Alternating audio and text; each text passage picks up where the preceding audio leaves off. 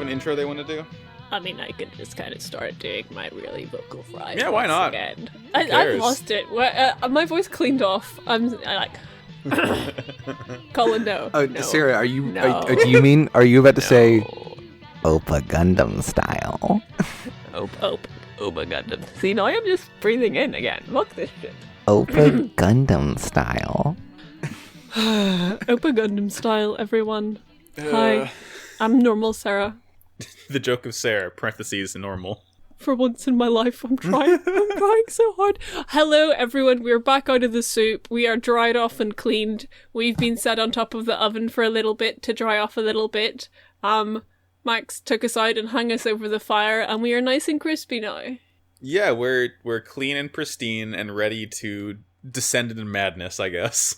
Yeah, for these totally normal episodes that we watched. Just absolutely normal. God. I'm not gonna lie, because I had to ration them for myself because, like, I wasn't strong enough. My brain was not strong enough this week to watch 3 episodes of Zeta Gundam at once. So I watched, like, 1 a day, and now I can't remember what happened in the first one, so... Well, it's good that you say that, because I have an episode summary written up, ready to go. Wow! Colin, you wanna hit me with that new type flash? Zeta Gundam episode 43, Hamon's Victory. Oh, good for her. All right, good for her. So, I'm with her. hashtag I'm with her. Grips 2 is nearly at Granada.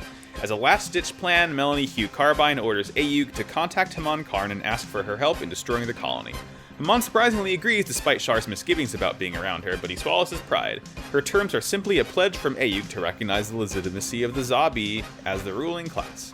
In the battle, I'm sorry, the what of the Zabi? Sorry, I interrupted you. Carry on. The legitimacy. Thank you. In the battle, Ayuk act as decoys while Hamon rolls up and disables Grips 2, luring the Titans away but leaving the colony intact for her to use herself later. As a result of this agreement, Char has to pledge himself to Maneva, which has him all up in his feelings. The end. Yep. This really is the Char has to do this episode. Yeah, this is the episode where we make Char do things he does not like to do. Yeah, you know what we do get to start off with, though? Haro gets to play pool. Haro pool ball. Haro, he's ball. He gets to play pool. He gets to be the ball. I'm so happy for him. I love him. I think that from now on, all the billiard sets we produce should just be like, all the balls should be Haro sized. Oh. You gotta get like a really big cue and just like smack him around. Like the size of a pool noodle? Yeah. I think you're basically describing croquet. Pegasus' boyfriend? Yeah, Yes. the Yu-Gi-Oh character? Yes. Croquet from Yu-Gi-Oh? Yeah, croquet from Yu-Gi-Oh. In my Animal Crossing town, I have a new neighbor named Jambette who's a frog, and she says croak-K-A-Y. So she just says croquet every sentence. I was like, huh? From Yu-Gi-Oh? My mind is fundamentally broken. Yeah. I'm like, at the moment, I'm just sitting here sorting through my, like, family friends list to see if I know anyone who has, like, a pool, snooker, or billiards table. And, so I can go to their house and then draw little Haro faces on every single one of the balls without them knowing. Coming up blank, unfortunately. This is, this is why everybody should watch Gundam Seed, because it does have a plethora of multicolored Haros that are about the size of grapefruits in it. So you can definitely play pool with them. Little Haro! Smaller Haro theory. Yeah, look, Haro being pool is like the most important thing to happen in this episode. Yeah, like, there's a cool shot of Grips where it looks like it's gonna swallow Earth. It kind of looks like a basking shark going, "Aw." Yeah, I think it's cinematography. Yeah, I'm sure it's visual storytelling. Yeah. Also, speaking of visual storytelling, Katz is here. Remember that Katz him? exists? the beloved character from Gundam? Yeah. Yeah, like my favorite movie from 2019. Yeah. I'm glad they're watching it. Yeah. Katz! The mobile suit pilot tells Camille to go to the bridge, I guess, because they've got to go through this whole plan about what's going to go down with Hamon Karn and Grips 2 and all this bullshit, so... Why don't we simply go to Hamon Karn and politely ask her to help destroy a weapon of war? I'm sure she'll be fine about it. I do enjoy in this scene if they're... Because they're like on the bridge and they're like, oh yeah, we got to go align with Axis, blah, blah, blah, blah, blah. And just everyone just kind of turning and looking over at Char. Oh my god, I know. There like... and he's like, okay, we will do this fam. thing. All right. He's like taxidermied fox face all episode. But if the taxidermy fox was wearing sunglasses and looked kind of strangely normal. Yeah, no, you can tell he is like boiling internally. He does not like any of this. And then because he's done this shit before. He's like, gotta follow orders, gotta do what I'm told, blah blah blah blah blah blah. And then we kind of there's like a subsequent scene of like Emma and Katz are arguing because Katz is like, I can't believe we've done this, and by this he means going to ally with Axis. And Emma is like, Katz, we gotta, and just like Camille comes in and starts spouting that same kind of stuff, like, Katz, I know we don't want to, I know we hate Axis, but we've got to follow orders, which I thought was a good follow-on from that Quattro Char scene. Yeah. Mm-hmm. And Fa's there, I guess, that because like Camille gets like led in there by Haro coming out and saying something is wrong, and it turns out Fa and the kids are there, and Fa doesn't think that we should be working with Axis either. And then Bright tells Katz and Fa to go hang out in the brig for the rest of this operation for mouthing off about not being okay with it. He says, "Kids, you're grounded for having morals." Maybe a little bit of an overreaction. Who's to say? He does try to slap Katz, and Katz expertly dodges. I guess, like, when he's off screen, he's been working on his reaction time, so he doesn't get hit with another Bright slap. This is why we know that the next generation is better, is they are in it. You cannot hit them anymore. Camille and Katz are simply too nimble. Yeah, they've leveled up their decks. Yeah, they're going for that. Get that saving throw. Yeah, they're trying to get that scimitar katana build going. And then there's just like, because they get sent to jail, and there's like, is it now or is it later when there's a scene of they're all just in the brig, like kind of cuddling? That's later, I think. Yeah. Yeah. Okay, but the kids are hanging out in there with him, though. They like elect to go with Fa, and they like stick their tongue out at Bright. To be, they're showing solidarity. They are. And like the the bridge crew guy who isn't Torres, that I can never remember his name, like tries to like tell them that the brig is haunted, and they tell him to fuck off, and it's great. It's cute. It's cute. Like, I don't know who says it, but I've got it written down here that someone is like, "Don't be silly. There's no ghosts in space." I think Kat says that. Yeah, that does sound like a thing Katz would say. Yeah, he'd be like, "I'm a grown-up. I'm rational. I don't believe there's ghosts in space. I don't believe in soup." Yeah. Meanwhile, Quattro's in like a room drinking half a bottle of whiskey, thinking about space ghosts right now. Yeah, literally. Coast to coast, baby. If there's one thing you gotta know about space, you gotta know they got ghosts all up in it. Full of ghosts. It may be infinite, but it's jam-packed full of those ghosts. Shinta has mistakenly believes that they're past Mars, where we do know that the space ghosts can't get past. So Yeah, they can't cross the asteroid belt. Yeah. Yeah. A ghost's very afraid of rocks. That's one thing you gotta know about ghosts. The asteroid belt is like a giant line of salt. They can't cross it. Exactly. It's salt, but the grains are very big. Oh yeah, really big chunks of salt. Yeah. Eventually, Camille is like, I think someone asked Camille what he thinks. He's like, "Oh, this is actually a pretty good plan. I'm gonna do it, and I'm okay with it for once." I guess he's like, war. It's like half I love war, half like he's being rational and being like, yeah, I can understand that. Like, I'm probably not gonna be able to talk myself out of this one. He just does it though. Yeah, I don't know. It's it definitely is feeling, because this would have been a thing that Camille would have totally objected to, like, 5 episodes ago. And it really seems like he is just, I don't know, he's kind of drinking the Kool-Aid at this point, is what it kind of feels like. Like, he's going along with it because it's a command down from Char and Bright, and so that's just what he's going to do. And we even get that kind of feeling from Bright, where, like, Bright honestly feels kind of the same way that Katz and Fa do, but is more objecting to the fact that they're mouthing off publicly, and it could potentially hurt morale or something. Right, like, yeah. It's, we're getting the feel that AUG is, in fact, a military organization, and that kind of sucks. Because there was, like, several times in these episodes where I'm just watching thinking, oh, Camille has become the Quattro and Katz has become the Camille of this series now. Because it's like, there are several times at which Camille does the things that the adults will be doing, and then Katz is there doing the things that the children are doing and have been doing. Mm-hmm. It's like poetry, it rhymes. Oh, wow. Oh, it's happening again. Yeah. Oh, beans. Camille flies out with Zeta. He has a white flag. And I guess, like, just everyone obeys this one part of the Geneva Conventions, or, I'm sorry, the Antarctic Treaty, that, like, if you have a white flag, you can't be shot. Yeah. He flies to the, what's it called? The Guadon. The Guadon. He flies to the Guadon. He gets out, and like a billion Xeon soldiers with guns. Yeah. And he's like, typical of the zombies. Which, like, Camille definitely doesn't know about the zombies. He's only going off, like, the ghost stories Char has told him about the zombies. Like, they're just, like, a bunch of, like, space assholes. He's like, they would put guns on me, a 17-year-old normal boy. Yeah. Well, and I mean, he grew up in the space colonies. I'm sure he heard plenty about them leading up to this point. But yeah, there are a bunch of space Germans with, machine guns and pistols and whatever. Yeah.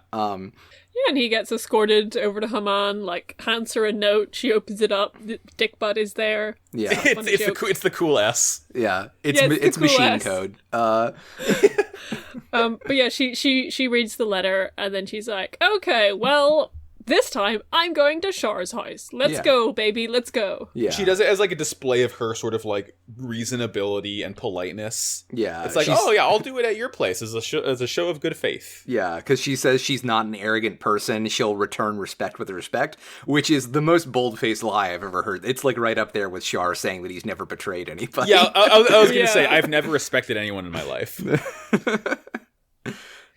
But also, it is just kind of rude to invite yourself to other people's houses, Yeah. Well, I mean, unless she and Char go way back. Yeah, that's fair. I was going to say, unless you're, like, really good, intimate friends, and, they're rivals, which is basically the same thing as lovers in Gundam. Usually it's the exact same thing. Yeah. And, the last time that the Argama came over to Haman's house, they did throw a bunch of grenades inside of it and shoot a bunch of people. So, probably her turn to go do the same. Exactly. Yeah, like, the cleanup after that party. Ugh, gross. They didn't even stay and help. I know. They just left Haman hungover. Disgusting. Rude. Ugh, rude. Sure, rude. Come on, famous. Anyways, the Quebli's here now. Space Pope! Oh my god. So, I have, again, very excited in my notes, Cubely. So this is the one, it's like, it kind of looks like if a robot was a ladybird and white and just very elegant. Yeah. It's like, it is this massive, like, huge, this thing, like, this looks like nothing else we've seen in Gundam, right? Like, this would fit... Was that Craig? Oh, fuck you, Craig. Whatever, who gives a shit? This thing would fit better in 0079, more so than it fits in Zeta, just because it's so weird and curvy and funky. It has these, like, absolutely massive shoulder binders that, like, jitter as it flies, as if it were, like, a Beatles Elytra or something. It has this weird, like, Frieza-ass head. It's Frieza colors, right? It's, like, white and purple and pink, and, like, this thing looks so fucking cool, dude. Mike, so I'm raising my hand. I've got a question. What the fuck is an Elytra? Elytra are the wing casings of beetles, like the hard cover that goes over the wings. Oh, okay, so the ladybird bits of the ladybird. Exactly, yeah. We call them ladybugs over here across the pond. Thank you. Whatever. Ladybird's movie starring Saoirse Ronan. But anyway, Cublé beats ass. We love it. Pay your respects to Space Pope. But I mean, like, we just kind of saw it for like 10 seconds. We haven't seen what it can do. Oh my god, Sarah, once you know what it can do. Can it shake its ass? Sarah, I'll tell you, the ass is very important. Oh shit. Now, hell yeah. Sarah, just to transport you back to the year 2010, just because I think it's really important for you to understand that exactly why we call this the Pope Gundam. I'm just going to throw this in here real quick. Okay. Listeners, the folks here have put a picture of Pope, whatever Pope that is, and you know the way the Pope has Benedict the 16th. A little, Catholicism, a little white sort of elbow-length cape that he usually wears around. Well, there's a picture of the Pope here, and the wind has caught his little elbow-length cape, and he has flared out and looks precisely like the Cublé wing casings. And this image, in impact font, says Mobile Suit Gundam Pope deploys shoulder armor, the source being icanhascheeseburger.com, 2 cheeseburger emojis, little watermark on the bottom. Very important. Oh, delightful, beautiful, love it. You love to see it. Oh, This man. takes me back to when I was reading the Naruto manga, and the kind of highlights from the kind of scanlation were just the occasional 2010s era meme that would come up, some of which were very offensive, but most of which I enjoyed to they're see. all horrendous to see nowadays. Good robot. Yeah. And like they fly back, it lands, everyone's like staring at it because it looks so funky. Yeah. And when they land, Char is like, he notes himself, he's really impressed that they like actually built it. So it's like, Axis clearly has like really good production capabilities, so they can like just like they could even make that. It's like, damn, good and robot. we can tell Hamon's a hotshot pilot because she does buzz the Argama Bridge. It's very it's so cool. Yeah. God, Hamon's so cool. I think we should just let her do whatever she wants. Yeah. Well, we do get a good solid couple of minutes of Char and Hamon flirting on the bridge. God, and also I would be so just feeling so horrendously awkward having to watch this go down. I mean, flirting if Char has a humiliation kink, which, I mean, we don't know that he doesn't. He probably does, Sarah. It's mostly just Hamon being like, oh, do you like that, you little man? You pathetic little man, are you willing to accept the sovereignty of the Zabi family, Char Aznable, you pathetic little man? Do it. Do it. Take your sunglasses off. Look me in the eye. Accept the sovereignty of the Zabi family. Fucking do it. Char even says our relationship may last forever, and that's a good thing. Like, he's really having to do the heavy lifting here of like, please do not kill us, please do not betray us. Yeah, the whole time you can tell he's like saying this all through his teeth. It's like, please do not kill us, Hamon. And actually, like, all the bits where someone is like, yes, Ayuk is prepared to accept the sovereignty of the Zabi family. Bright is the one that says those. Yeah, and not Char is Char. just like, what he said, yes. I agree wholeheartedly. I agree with this. Yeah. And, he asks, Hamon immediately was like, all right, cool, we got a deal then. And Char asks, what would have happened if Ayuk wouldn't have agreed to back him? And she immediately just says, oh, we'd have to do a full-scale nuclear strike against the entire Earth. Like, basically, if the Zabi family does not get support from Ayuk, they're just literally gonna glass the planet. It seems like a reasonable reaction to me. I don't see what the problem is. Seems like a great family to accept the legitimacy of. God, she does, like, okay, she's talking about doing war crimes. She's really cool, though, isn't she? Yeah. She's really cool. Like, it's, kind of like the thing that's frustrating about the other villains we've had so far is they're all kind of, like, gross and slimy, and it's nice to have just, like, a peppy young villain walk in here, say, yep, all right, cool, let's do this. Good thing I don't have to nuclear strike the Earth anymore. Yeah, she rolls up with like 18 in her charisma stat, just like ready to brock. Yeah. She doesn't look like a melted toe. She isn't, a sexually harassing Dracula. It's nice. She it's isn't. It's a breath of fresh air, really. Yeah, they haven't like completely like washed over her brain with bad psychic juju to turn her into an 8-year-old girl or anything. It's nice just to have a good villain for a change. Yeah, what a concept. It took us this long. I just want to see more women war criminals. I just want to see #girlboss Hamon Khan. And here she is. I love, and like, it's just all power plays from her. And then basically she's like, ends up saying she's not going to help unless like Char himself asks her to do it.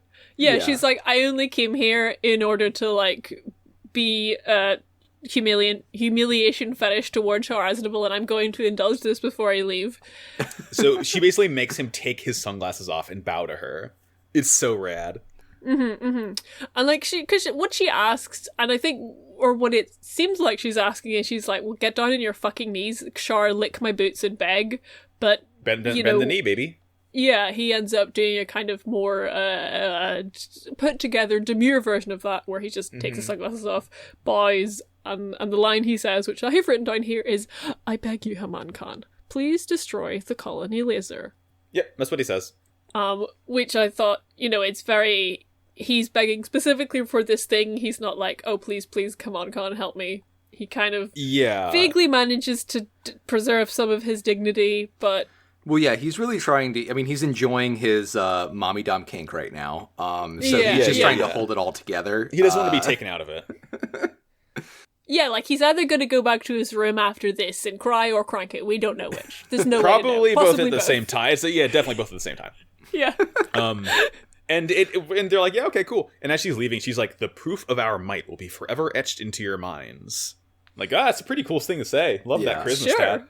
I mean, spoiler alert, not really. She doesn't really do anything, but, we'll see.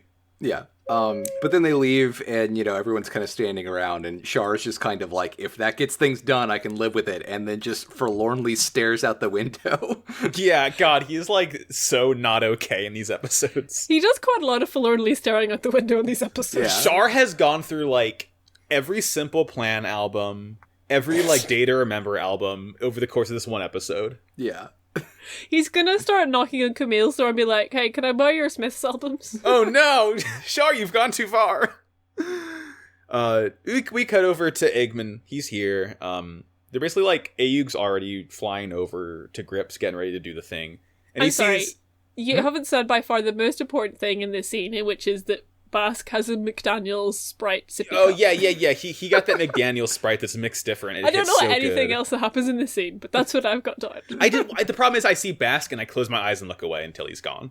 I think the only thing I really the only thing I really got from this scene is just that he's like, fuck the Ayug. I'm gonna go fucking blow up the Ayug. All my homies he hates them the Ayug. so much. Because, like, some guy's like, oh, shouldn't we, like, hang back in case this is a trap? And he just, like, punches him in the face and says, no, we're going. Yeah, just straight up decks the dude.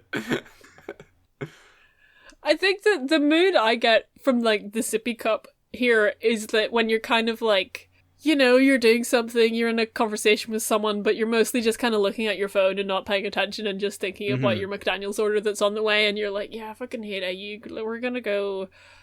fight them. Hey, you'll be a distraction. I don't fucking know what he says, but he's like just a bit like whatever. We hate them.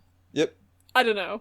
Yeah, the scene isn't really much. It's more just like he's like ready. He's like sort of like horse blinders on right now. Yeah. He can't see very well with those tiny little spectacles. Exactly. Those like stupid steampunk goggles. Yeah. We cut over the next scene we see as the Argama is getting ready for battle. Camille goes to Fa and Katz and the kids, and he just unlocks the brig door for them, and he gives them a bunch of normal suits. And he's just like, wink, wink, nudge, nudge. If you want to go out and escape, who am I to stop you? The door's simply unlocked. Well, it's definitely also because, like, hey, listen, we're going to battle. If things catch on fire, we don't want you to die in a closet. But also, like, Katz, are you really telling me you're not going to go out and fight? And Katz is like, no, I'm not. Fuck him on Karn. Fuck this plan. Mm-hmm. Yeah, and he says this, and Fa is like, I kind of want to fight, though. Yeah, Fa's like, are you sure about that, though? Yeah. What if we did a bit of fighting?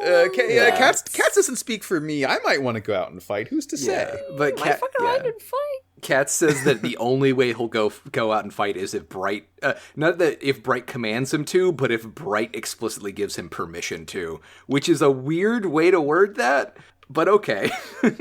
Yeah. It's fine. Also, we do get that final shot of Fa being sad and Mom as Shinta and Kun are sleeping on her lap. Yeah, I've had enough of this. It is just quite cute. Listen, I see a child on the screen, I'm like, no, it's simply my maternal womanly instincts of the woman that I definitely am. Well, there's only men and women, Yeah, there's only, as we know from Gundam. Men and women from Gundam? Also, Bright has forgotten that he banned Fa from piloting because oh my god, she's gone out like 3 times since then. It's great.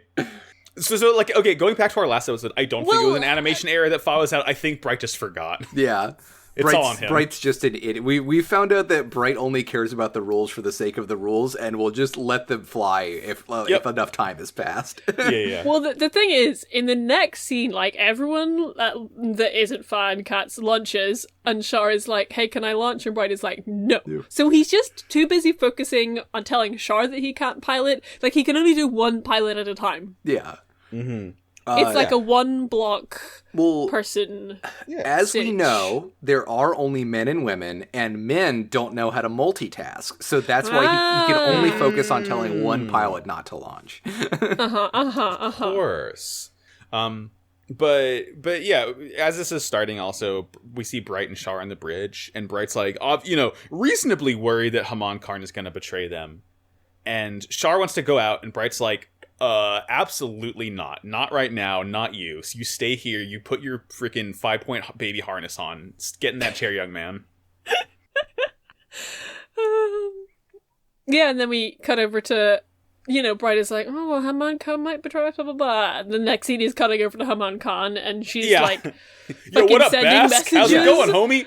to the fucking Titan HQ, like, yeah, we're gonna meet up. So she's just kind of playing, like, 17 faction chess. Yeah. She's playing both sides that she always comes out on top in the end. Yeah. Just like Matt from Yeah. It's Always Sunny. Yeah, because she's like, oh, hey, yeah, you guys seem to be fighting the Argama. I'll support you. I'll cover your back. Like, I'll be okay with it. And starts gently gliding towards Grips 2, and Bask finds out the Alexandria is the closest ship to her, and just like is like, hey, keep an eye on her. And he says that he thinks she's trying to sell them a favor. That basically she's only like they don't necessarily think that she's about to betray them, but he definitely thinks she's only here so they can like leverage like stuff later for it. There is an ulterior motive here, and like, yeah, I love that the famously reliable ship, the Alexandria, is the only one who can keep an eye on her. Yeah. And we even, it might be later on, but I might as well just say it now, that like, she sort of floats to the other side of Grips 2 from the Alexandria, so that they cannot see her, and they don't even do anything to try and see her. They're just like, oh, she's probably fine over there, don't worry about it, buddy. Yeah, like one technician is like, hey, shouldn't we like move to keep an eye on her? And like the captain and oh god, garbage man, Yazan. The captain and Yazan are just like, no, we're gonna watch this battle and drink our McDaniel sippy cups. It's fine. Yazan needs to finish his McFlurry, otherwise he will not go out and fight. You need to understand this. Although it's gonna melt otherwise. Exactly. She got the mini M&Ms in it and everything. It's really important to him. That's actually the only reason he's not sortying right now, is because he just got this, and if he goes out to pilot, it's gonna be melted by the time he gets back. But he drinks it too fast and gets a brain freeze, so he has to kind of like sit around for a while. He can't join the fight. And then we cut over to the Guadon, and Haman is like, hey, wouldn't it be kind of cool if we fired on Grips 2 but only hit the nuclear pulse engine so it was disabled and not destroyed, so I can use it for my own utility purposes later? And her bridge guy's like, hell yeah, that'd be great, miss. Love that. Yeah, love that for you. It's waste not, want not. This is why she makes the big bucks. Exactly. This is what we pay her for. Yeah.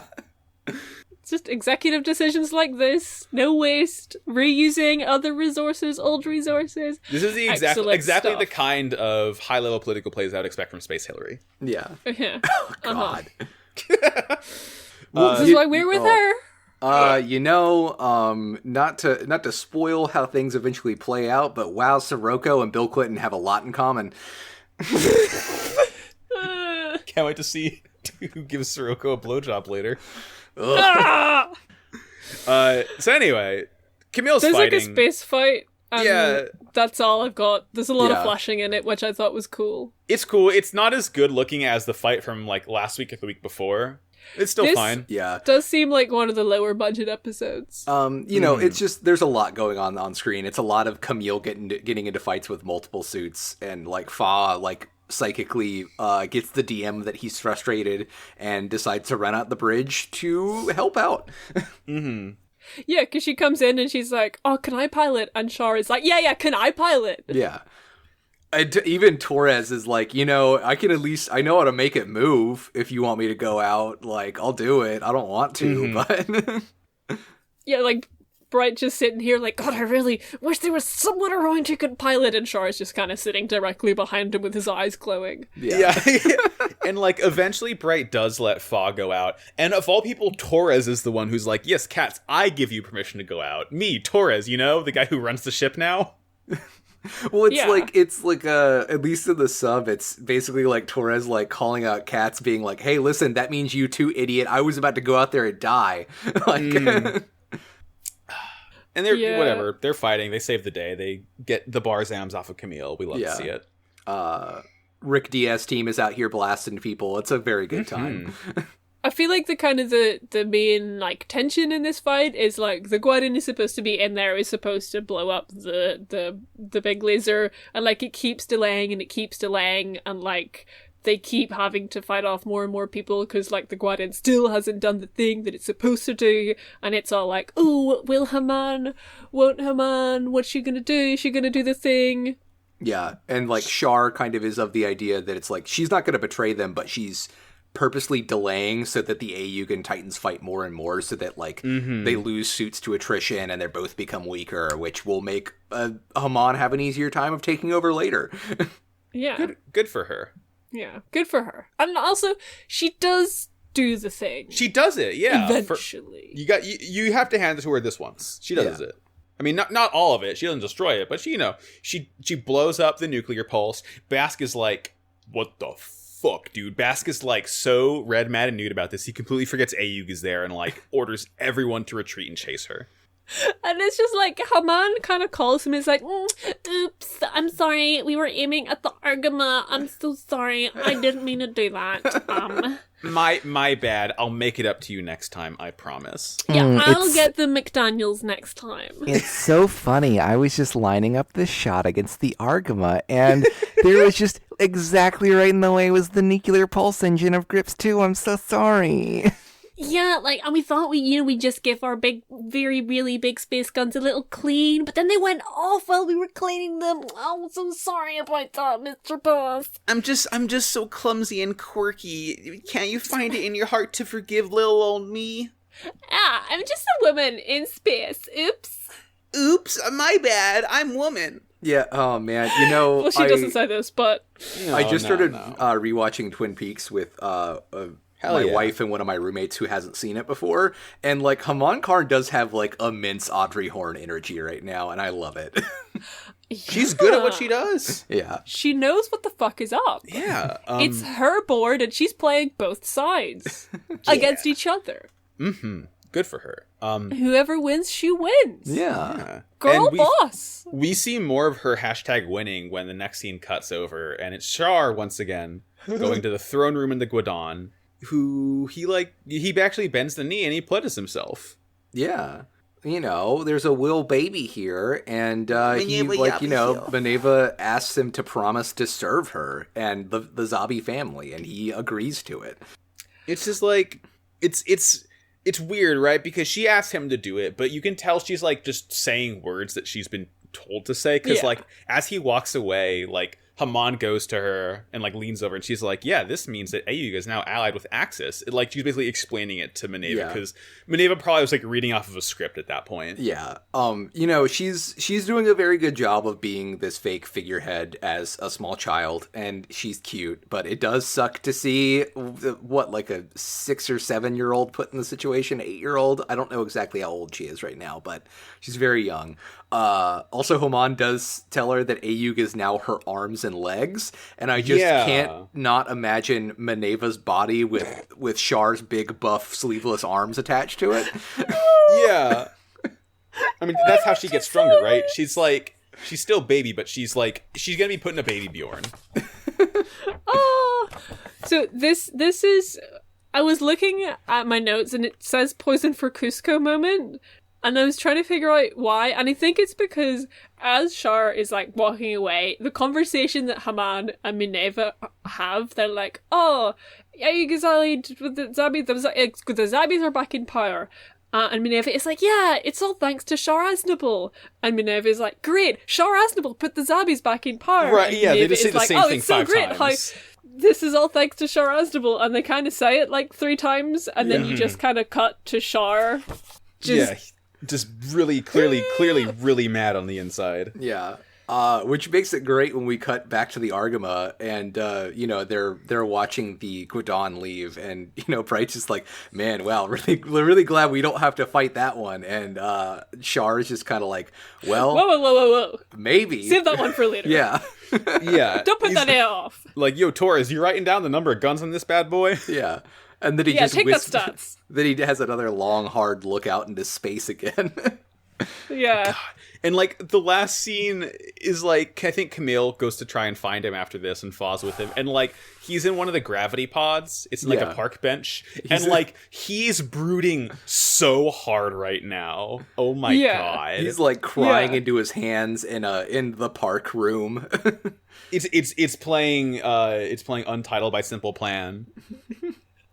He is not having a good time. Yeah, and he's just like fucking like sunglasses off, back to the camera, head in hands, having like a silent cry, and just Emma and Camille, or Camille's behind him like, ugh, and Emma is like, Nah. Nah. Do No, no, no. not approach this man. He will bite your finger. D&I. Do not interact. That's it. Yeah. It's fine. I like to see Haman. Yeah. It's, Yeah. it's nice to see Char suffer for a little bit. Get his ass. Yeah. But I believe that takes us to the next episode. The Gate of Zidane. Hell yes. So, Haman takes the Guadon to the Gate of Zidane to talk with Jamatov Hyman, with both the Titans and Ayuk believing that she has betrayed them. Katz is still pissed off about Ayuk aligning with Zeon and is overworking himself and not eating in the process. Sirocco plans to head to the Gate of Zidane with Reccoa to investigate Haman's motives, and sends Sarah to attack the Argama as a diversion. She and Camille fight and argue over whether or not it's right to sacrifice yourself for your ideology, and eventually come into a hand-to-hand battle inside of an old asteroid base, which leads to Sarah's capture. Haman reveals her plan to assassinate Jamatov the entire time with a nerve gas earring, but Jared manages to save them as she escapes. And the Guadon, Argama, and Radish engage the Titans in battle, and Camille is the only one able to stop Jared's attacks on the Guadon, and, is only able to do it because Katz reluctantly finally helps him. Yeah, that's the episode. What a shame that the only time Jared has done something correctly was, saving the life of a fascist. Yeah. Very, very sad, very disrespectful. Listen, he's a fail son by nature. He cannot possibly do anything good. That's true. Yeah. This episode starts out with a fun fact, and that fun fact is Haman Karn is a woman totally without shame. Yeah. I love this exchange between Jared and Jamatov, because it's like, Haman Karn? Yes, a woman totally without shame. How have she you sucks, survived dude. up until this point? I just strongly believe that I cannot die until I've defeated my enemy. I love that so much. He's literally too mad to die. This is why he's the best Gundam character. Yeah. Jared, what a terrible little boy. I love him. He's a goober. We love Jared. I think it's just, he's so easy to love because he literally does not have one single redeeming quality. I know. Which just makes him even better. That's more Yazan. Jared has some redeeming qualities, but Like? He's blonde? Yeah, he's blonde. Like me, like Max from Gundam. Uh-huh. Anything else? Hyman gives Jared a cool gun bracelet. Oh yeah, he does. Is that a redeeming quality? It is now. Redeeming quality, he is one of the few people in Gundam to say that he is an idiot that doesn't know anything and needs to learn from other people. He's self-aware. Yeah. His This redeeming is true. quality is that he likes mommy GFs. Okay, yeah, fair. Yeah, I'll give you that one. Give you that one. I mean, look, his redeeming quality, he gets, all of the cool robots. That's it. He's like, we can't stop giving the cool robots to this boy. Hella true. But yeah, I didn't know what this was at first, right? Because Hyman gives Jared, it's like a bracelet with these two sort of canisters on it. Yeah. And we learn later, it's like a gun that's concealed within a bracelet. Yeah. But I thought it was a good luck charm at first. It's Assassin's Creed gun, basically. It's Assassin's, yeah. It's the wrist mounted, it's the hidden gun. Just the way in the scene, because Hyman hands it to him, he's like, yeah, use this in case Haman has any and it just kind of seems like it's this super powerful, definitely gonna fuck everyone up when it's used, and then we do see later it's just a it shitty doesn't gun. do shit. Yeah, it's just a useless. fucking Haman beats gun. it with one earring. Yeah. Good. Mate. Pocket sand. Yeah. And we cut over to the bridge on the Argama, and Katz is putting in the overtime work, reminding people that he's a competent character in this show. Yeah. It's more for the audience's benefit than the crew's benefit. He says the line of, I've gotta help out, otherwise people will just forget about me. I already have, Katz. Don't you worry, my friend. Don't worry, Katz. Yes, I did. Yeah, the writers could have fixed that by having Katz appear in any episode in the past 15 episodes. I love, that's what's so great about it. It's like the writers foisting the responsibility of remembering Katz onto the character and not the actual writers. Yeah. They're like, oh, we didn't give him any speaking lines, but we had one single cut in for half a second to let you know he was in a mobile suit a couple episodes ago. It's your fault you forgot about him. Don't put baby in a corner. Because, in text, he was over on the Radish, right? The whole time. Yep. And that's why he wasn't here? Yeah. That's the excuse in the show? Yeah. Yeah, never mind that they just kind Whatever. of couldn't be bothered having him here and just didn't really want to animate him. I was so bored I But- yawned thinking about cats. Katz is doing the incredibly important work of keeping Henkin away from Emma for the past arc. That's the only reason why he's over there. Yeah, we salute your sacrifice, cats. Oh, thank you, cats. And he goes to the bridge, and he's just, like, still really fucking mad at everyone for helping him on, helping the zombies. Listen, Just like, throwing what's a the point of tantrum. having Gundam if you don't have, like, a 14-year-old child screaming at some grown-ups about how what they're doing is wrong, and, like, he is technically right, but they're gonna do it anyway, and it doesn't really matter what he says, and they're just gonna do whatever. That's anime. He does throw a clipboard to the ground and yell, "I'm tired of listening to your damn adult excuses," which mood. Me too, buddy. I love when he throws the clipboard, because it points us straight up, like the DVD screensaver. It's that they're low in gravity space. environment. It's good. It's cute. Yeah. I like it when they remind us that we're in space, because sometimes I do genuinely, it just kind of slips my mind. I'm like, oh yeah, no gravity. Yeah. Ah, cool. Look at that. Wow. Cool space. Cool. So we cut over to the Jupitris. Reccoa is leaving Paptmus's office, and Sarah sort of comes in and notices that, and it's like this whole sort of drama between Paptmus and Reccoa and Sarah is like really sucks when you remember Sarah's 15. To be honest, I just kind of don't pay attention to it. You're better off for it. Like, anytime Paptimus is on screen, I just kind of turn my brain down, and I'm like, they're just talking about things. They're certainly saying shit, aren't they? It's a coping mechanism, honestly. Yeah, like they're watching the Gundam sort of like enter the Titan airspace, and they're all like very, very distrustful of Haman. So they're like, Paptimus basically tells Sarah, he's like, okay, Reccoa and I are gonna check this out. You gotta stay back and watch the Argama. And like, Sarah does not like this at all. She's just like, oh, I want to be with you, Paptimus. I'm a woman. I'm mad. Yeah. But then we do see a cool robot, so that's kind of what I focused on. She does get a new big boy. This motherfucker is called the Ballsmack Saman. It has a light up brain. It has a disco head. Disco baby. They put one of those like Party City like $20 disco light spinners inside it, and that like upped the machine horsepower by quite a bit. Yeah. Yeah. That's, disco ball, that's like worth 3 girl power at least. Yeah. But yeah, like, because Sarah has been charged with, like, being a diversion, which is why she's, like, supposed to get in this robot and go, I don't know, cause botheration off somewhere. But when she's doing it, I can't remember exactly what she says, but I just got down because it struck me that, like, she is very aware of how emotionally manipulative Paptimus is to her. And, like, she is very aware of it, but still goes and does the thing that he's manipulating her to do anyway. Which I just thought was interesting, considering just kind of, like, her whole arc.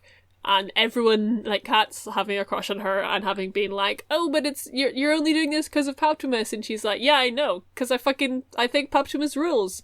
And I don't know whether it's, like, because she just knows that she is kind of being brainwashed and is just like, I'll accept this because it's a comfortable state of being. I don't know. It's not good. Maybe I shouldn't have turned my Sarah thinking brain on. I think we'll get more into this at the end of the next episode. Yeah. But like generally, like this is them. I think this whole plot line is them really underlining, like in a lot of ways, the fact that the Titans are a fascist group. This devotion to a patriarchal figure who you are following because you view their ideology as good and will go to the ends of earth to them is like a big cornerstone of what like typifies and makes fascism work. Like that's what it comes down to. Is like, she is I know we don't really have a good idea of what Siroko's actual ideologies are, other than that he's going to do something that is going to change the existence of humanity and put a woman in charge, I guess. And that's about all that we know. But for some reason, like, Sarah has become really attached to making sure that his plans come to fruition, and is like personally devoted to him. And we're going to find out more reasons why that's really fucked up over this in the next episode.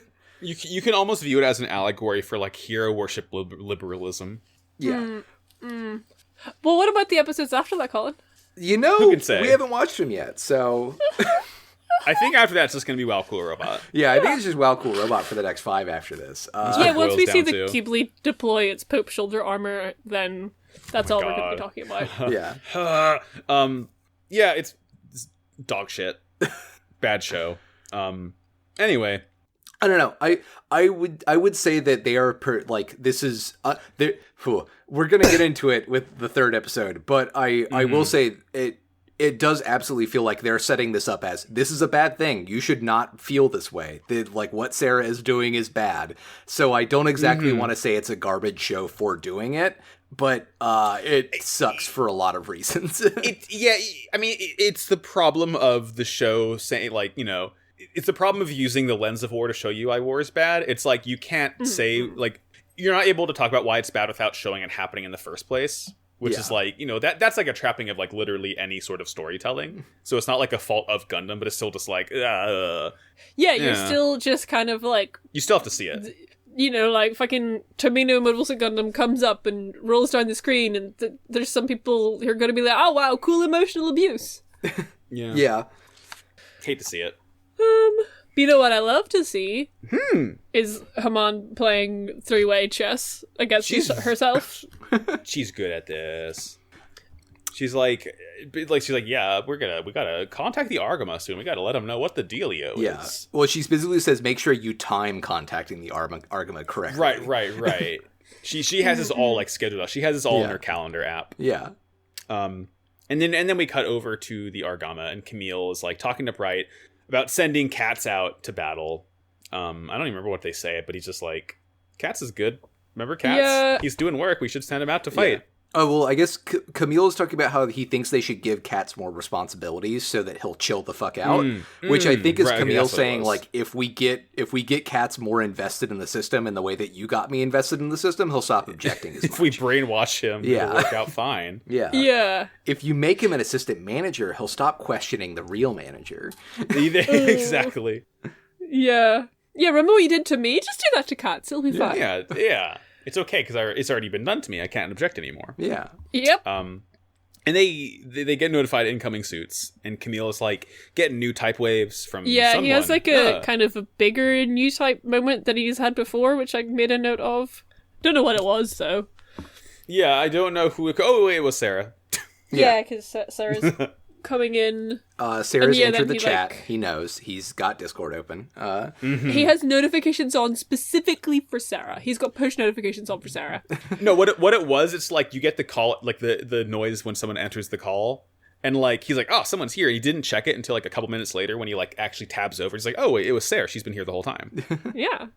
Hi. They fight. Hi, Sarah. Love your new robot. They fight. The Ball no Samon has like a cool claw arm. I want to say about the Ballsmack, Semolina, whatever it's called.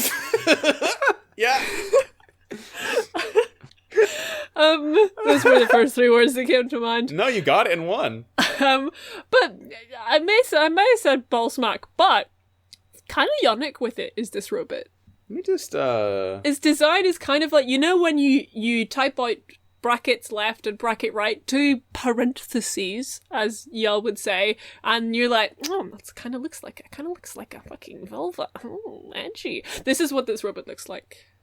Oh, you mean okay? All right. I wasn't seeing it. I look at just the head. The head looks kind of uterine in shape. Yeah, it's as like robots go. I mean, we've talked about how a lot of them have like unnecessarily phallic protrusions, and I think this is, as robots go, the only 2 things a robot can be, as Reccoa says, is phallic and yonic. There are no pharaonic robots. This is a real woman's robot. Yeah. Well, I think we should also consider that similarly, the Bjarlant is pretty much the same wedge of cheese shape too. Like, I don't think the Bjarlant's very, very phallic either when you get down to it. Yeah, I mean, I can't really think about the Bjarlant. So I look at the small hands and I just sort of like space out. Yeah, you just see the tiny hands and that's all. I just see the Trump hands and I forget what I was thinking about. It's cool though. It's a nice, pleasing shade of green. I like it.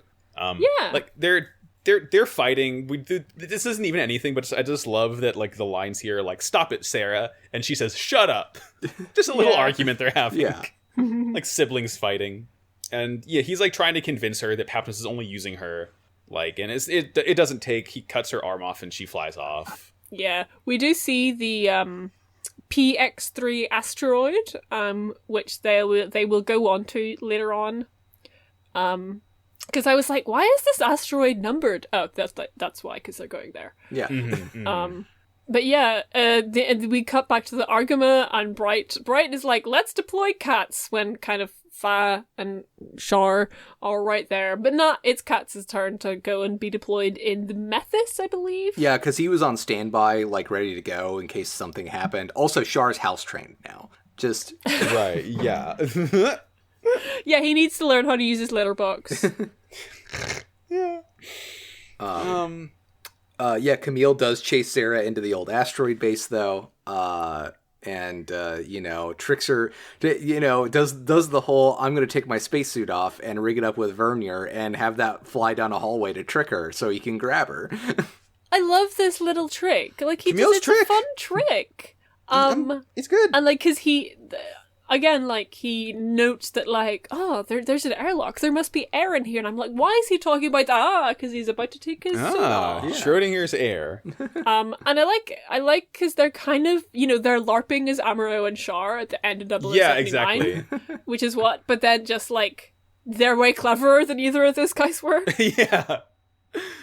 And like, and he ends up grabbing her, and like, it's like the whole conversation all over again. It's like, she basically is like, she admits that she knows that he's using Reccoa to sort of motivate her. Yeah. But like, no matter what, she's still gonna be on Papmis's side. And like, Camille is about to cry thinking about like her dying for this creep ass Dracula man. It's like it's a good scene almost. Yeah. I think. Like, it's the particular exchange is but you'll be used and killed. If it's for a man's ideal, I'd be glad to die. If you die, that ends everything. Yeah. So it's like, I think the thing is like we're starting to see kind of, it's kind of ironic because like, if you like sat Camille down and said, would you die to like save the Earth sphere from being taken over by fascists, he'd probably say yes.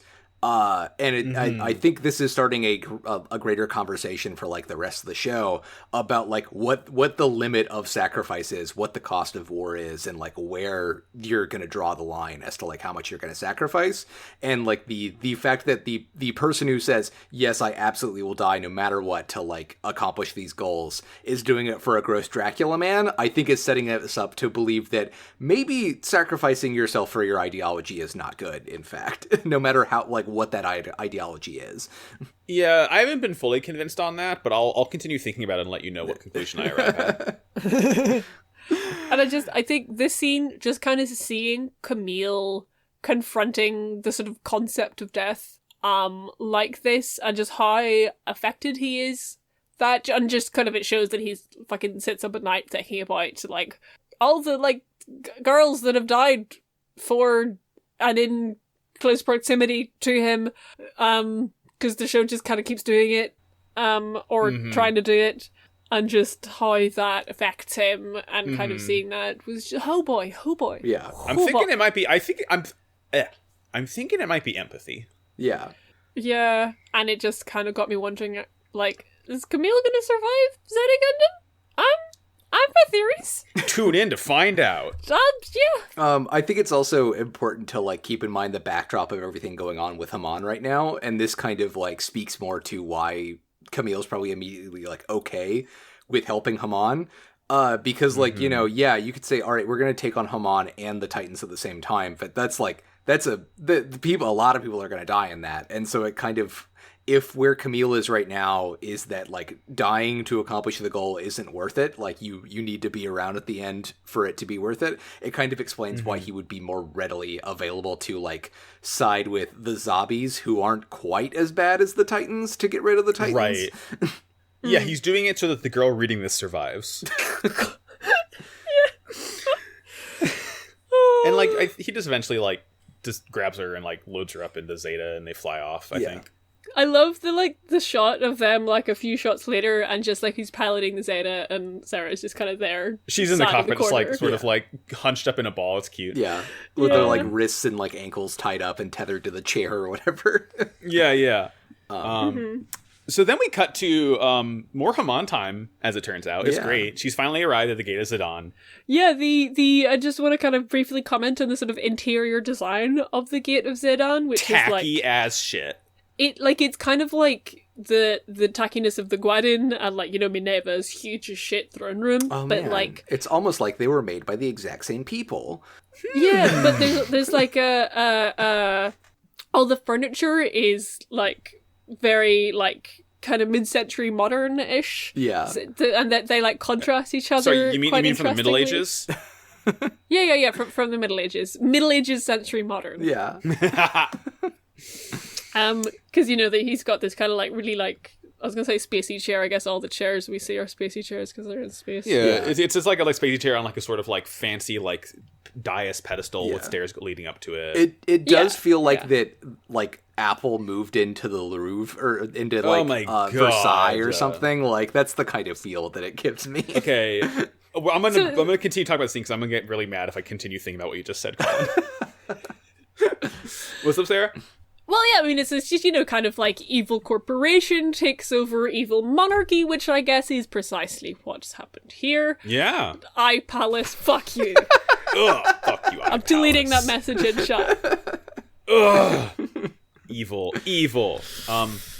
Speaking of evil, Haman's not. The other guys are. But she's simply like girl boss. Oh, that's no, all. no. She's girl bossing it. Haman is also evil. Let's not confuse that. She says that if she doesn't get her way, she's going to ram Axis into the Gate of Zidane, do a cool crime, and kill everyone. If I Okay, don't I'm get, raising my hand. I've got a question for you guys. Yeah, what's up? Did you remember at this stage that Axis was a whole asteroid? Yes. I did. Okay, great. You Well, didn't. That's great You for didn't, No, I Sarah. didn't. I Okay, thought she was that's just okay. talking about the Guardian, and I was like, wow, well, the Guardian must be pretty powerful to be able to threaten. Wow. Yeah, she's what a- put a couple of like Half-Life explosive red barrels inside it. Yeah. So blow up real good. It's like Gmod. And she basically like is talking to Hyman about like, you know, what are you gonna give me as proof of your will to acknowledge the zombies? And basically, you know, he says shit, and she's like, "Fuck you! I want your whole life in exchange." Yeah. This one earring contains enough cyanide gas to poison the entire room. Space technology, baby. Yeah. Hell yeah. Listen, killer fashion. Yeah. Killer fashion. She's a killer queen. And then this is Yeah. when Jared uses arm gun. Uses is fuck off. generous here. Yeah. He activates arm gun pointing like 90 degrees away from Haman, Yeah. basically. Listen, he's never fired an arm gun before. He doesn't know how to aim it properly. But yeah, then like the whole kind of like ship shakes. Haman gets rescued by one of her soldiers, and she kind of like throws the earring down as a gas grenade as she like runs away. But Jared and Hyman kind of close some safety doors around the throne, which is wild. It's funny. Yeah, they've got like the throne is inside a special It goes in a elevator. tube. Yeah, it's like an elevator tube door. She's like, well, that is the last straw. I will ram Axis into Zidane. Goodbye, everyone. Yeah. Yeah, I think in this scene, I've noted, I'm like, oh, Jared's doing pretty well in the Titans. He's literally stood at the right hand of Hyman. I don't know why, because he's not doing a very good job. Well, of anything. He's yeah. Like- They know he can't die. Like all white men, he's failed upwards. He exactly. really has failed upwards. He's the Eric Trump of space. Yeah. You ever think about how none of this would have happened if Jared hadn't been rude to Camille in the first episode? God. Yeah. This all happened because he misgendered a boy. That's the lesson here, folks. Yeah, don't misgender people. Don't We'll misgender start people. wars. But yeah, she escapes. She signals the Argama to help. Yeah. Katz refuses to launch to fight for Xeon. Of course he does. But Yeah. just in time, Camille kind of like comes back in radio range, and said like gets his orders to go support the Guadon, and Sarah says something through the radio, which now Katz knows that his girlfriend is out in space, so he has to launch to help her. So he finally agrees to launch to Memphis. Yeah, because I think like Bright in the bridge is like, who is that over Camille's radio? Meanwhile, Katz is like already launched. Katz is like, well, I don't want to do war, but I will do war if it's for one of the two genders, which is girl. Yeah. So Yeah. you gotta hand it to him, folks. Yeah, he's, protect 14-year-old boy who respect 15-year-old girl, and you left.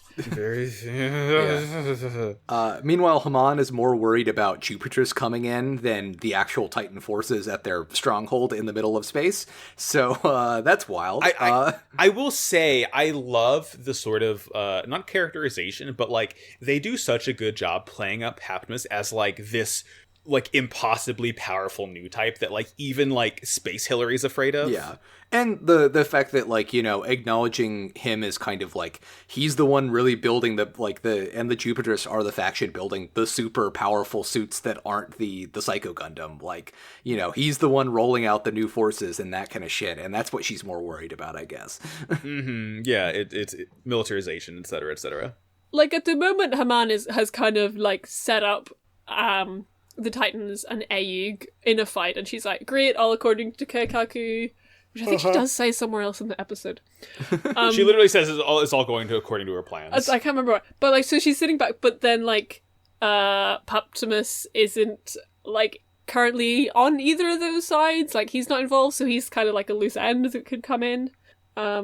Yeah, he represents Neo Transylvania. Yeah, because and like I had forgotten and just kind of remembered abruptly in this episode at some point that like he did like literally swear fealty to her like 5 episodes ago. Like he did do that. I forgot about that. It's kind of easy to miss how much of a wild card he is because like he swore a blood oath to the Titans and also he swore an oath to Haman and also like he's a wild space new type from Jupiter. Like just there's a lot going on with him that he's a mysterious space Dracula. Well, that's the thing. He swore blood oaths, and he doesn't need to honor that because he's a vampire. He doesn't have any blood anymore. Yeah. So he's able to. It's like the equivalent of like having your fingers crossed behind your back as you do a handshake. Because he's a Dracula, he used somebody else's blood that he drank earlier. So exactly, it's not actually his blood. It's not his problem. Tactical genius. Yeah. But yeah, Aang shows up. Camille and Jared fight. It's it's the usual shit. Yeah. It's just like immediately they like hone in on their vibes and they're just like, oh, I'm gonna kick this guy's ass for sure this time. Also, really wild, Haman senses Jared with new type force or whatever, which is wild to think that maybe Jared is becoming more new type with every episode. It's great. Jared's got some soup in there. I think he just like broadcasts a failure of a man energy, and like what else would Haman be more sensitive to than here's some dirt that I could crush beneath my foot. Yeah, no, Jared's new type powers is not soup, it's like hot dog water, but you can still sense it. Yeah, I do want to give a brief shout out to the cool thing trick that Haman does where she like launches a bunch of asteroids and they turn into like a cool spiderweb thing that like catches a Hyzak and electrocutes it, and just like Shirako's watching this being like, very sexy. I'm gonna write that down. Yeah. I'm gonna do it later. This is cool. Also, Sarah gets, Jared and Camille have a little bit of a fight, but then Sarah, like, senses the Jupitress and, like, Siroko's bad juice out in space, like, real hard. It's not good. Like, Jared takes out one of the Guadon's fuel pods, and then Sarah throws herself on the Zeta's controls so that, like, fucking Camille can't take him out in the process. Yeah, like, I love that just, like... Because I don't think this gets sort of addressed enough in Gundam that, like, the robots have, like, a boy child inside them piloting. And if that boy child happens to have, like, a girl child just kind of latched onto him, he can't move and therefore can't pilot. I'm like, forgot about this. Yeah, forgot it has, like, just buttons and levers. Yeah. We do get a lot of great, like, shots of Camille working, like, the foot pedals to, like, help, like, heighten the tension in the fights. Like, it's good. It's like... I appreciate that we see that because, like, you look at shows like Ava and they like just sort of like ambiguously control the units like in that, and like it's a similar setup, but it's a lot less like it's a lot more like they just do sort of vague movements and it works. And like you see G Gundam where it's literally just mimics what the exact 1-to-1 movements they do inside the cockpit. So it's refreshing to see like early on is literally just like it's like driving a car basically. This is oh man, like not to talk about a Gundam show that we're not watching, but this is like a big reason that I really love Gundam 0083 is because it does it's probably the best at really giving you a physical feeling of the pilot being in a pilot seat, operating the Gundam, and like dealing with like G-forces and like the disconnect between like your body and the Gundam's body in a really, really nice. It's all just heavy way. machinery. Yeah, Yeah. Yeah, I think it's good that because when we start getting into stuff like the Psycho Gundam and like, oh, here are robots that you're piloting with your mind, that's on top of the already established thing of like, no, these are robots that you drive like a fucking car with pedals and buttons and levers and shit. yeah, So it's just good to start there. yeah. Yeah. But yeah, Katz eventually rolls up on the fighting with Jared and Camille. And like he breaks them apart. So Jared's like able to retreat. And the fighting kind of stops. And like at some point Sarah's yelling to Katz like, don't fight for them, you know, like destroy the Guadon, stop helping Haman. She's an asshole. But then Katz goes like full Point Break and just starts like fucking shooting at Jared until he leaves. And He really is just Camille again. yeah. Listen, you gotta have one. Once you get rid of your last Camille, time to get a new one, you know. You know, we were complaining about how tired we were of seeing the psychic new type girl like plot repeated over and over again, and so they decided to give us some nice refreshing juice of the psychic new type boy instead. It's completely different, brand new. You've never seen it before. And then they have their sort of like nice little reunion. Katz and Sarah do as she's getting locked up in the brig. Nice, exactly. Yeah. Yeah, it's nice for you. Oh, but Katz is stronger now. He's better. Yeah. Like, Katz literally is like, Sarah, when you betrayed me, you progressed my character arc, and I'm slightly meaner now. I don't trust like that. God, I hate these kids. I mean, I don't hate them, but I don't hate them. I just hate that it's happening again. Yeah. yeah. And it's happening again, but it's happening without really much of a twist to make it differentiated from the other times it's been happening again. It is. Yeah, it doesn't feel like we've gotten anywhere.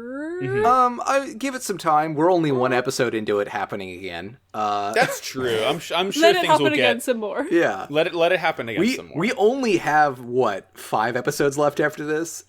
We only have 5 episodes left of this show. Yeah. Oh my god. Well, 6 counting the one we're about to talk about. Yeah.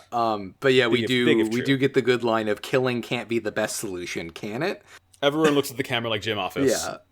Oh yeah, because like an outside the room, like Camille's there, and we hear him like, I think fucking Emma or someone is like, why didn't you just like why did you capture her? And Camilla's like, oh, I can't take lives in cold blood.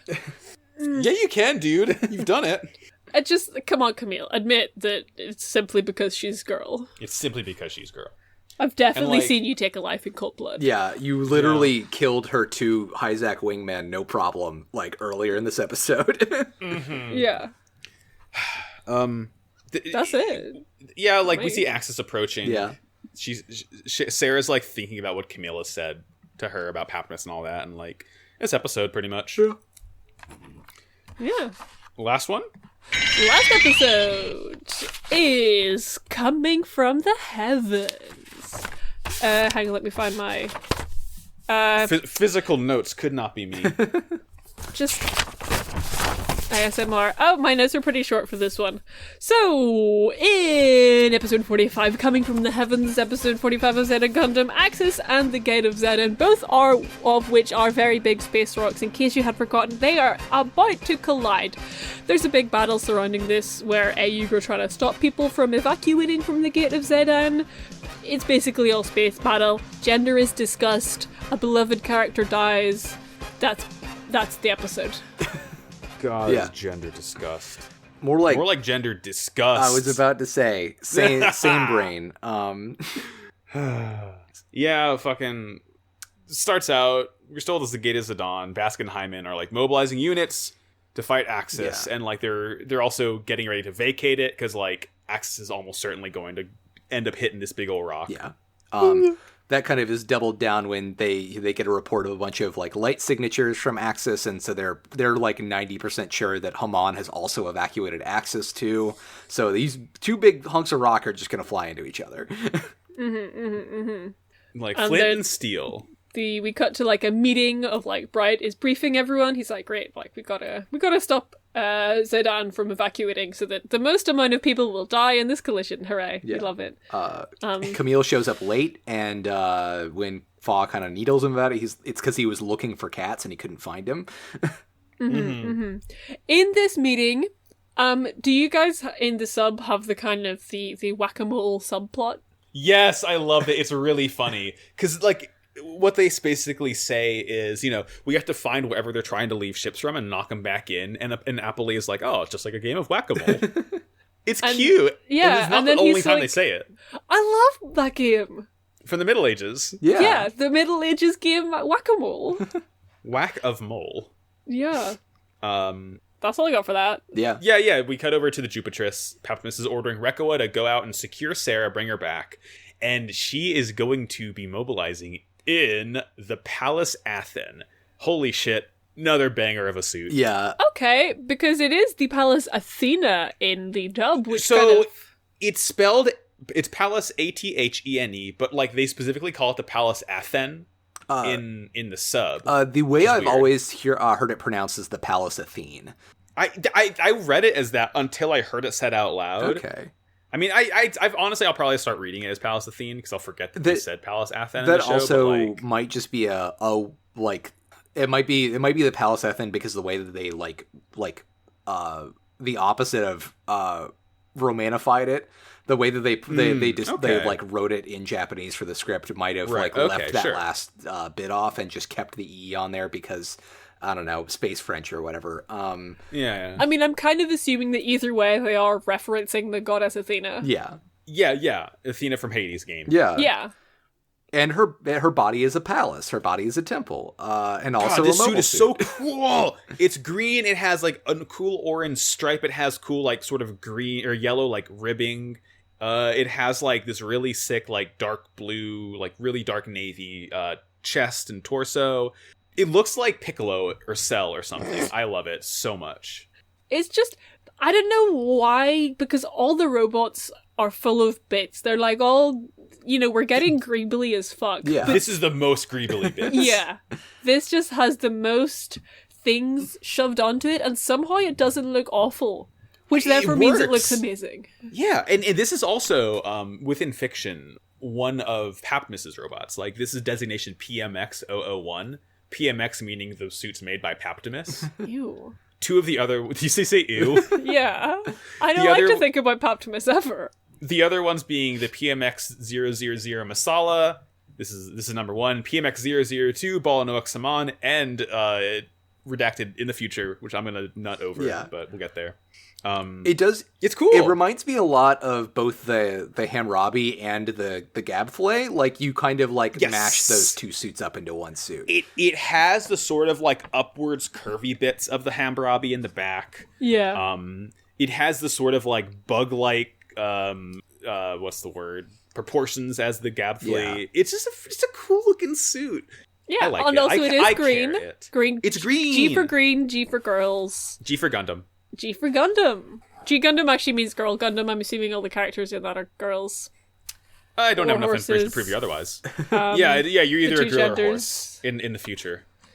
Yeah, it's cool. It's like, she goes out in it. I like to see it. Very happy. Wonderful. Yeah, it's wonderful sort stuff. of like there's a moment where she's just kind of like staring at him because it kind of doesn't seem like she doesn't want to do that, either because it's like she doesn't want to go to the Orgamo or she doesn't want to rescue another girl that Poptimus likes because I'm brainwashed by Poptimus.